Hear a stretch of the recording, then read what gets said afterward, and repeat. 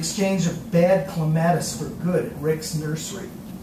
Every freeway exit and thoroughfare blockaded by dozens of alternating reds and blues. Make way for Obama's limo line.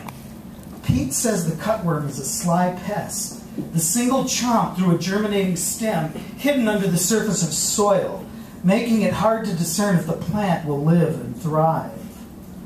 Lines of cars go dozens deep.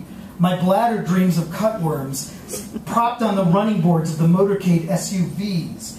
Pee in a cup or pee in a cap, Carolyn suggests. It's really inconsequential. Except this baseball cap declares peace, reminding me once again that the theater of war is sound surround, by accident, by design. Thunderbirds fly overhead. Cutworms replenish the soil of the varietal of clematis known as bees' jubilee. Why these massive flocks of swallows? Why these massive flocks of swallows? Sister Albertina Morales reads The Hunger as if Chinette was a fortune-telling palette. Fork-tailed birds swoop by the dozens in the spaces between walk, don't walk, stop, go.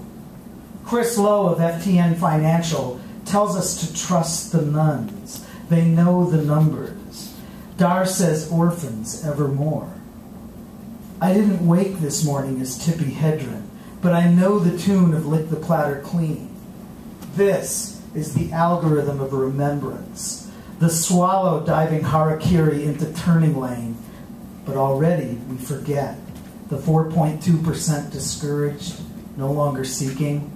The panhandlers dominating the exit ramps, chasing the swallows to an intersection we couldn't remember. Thanks.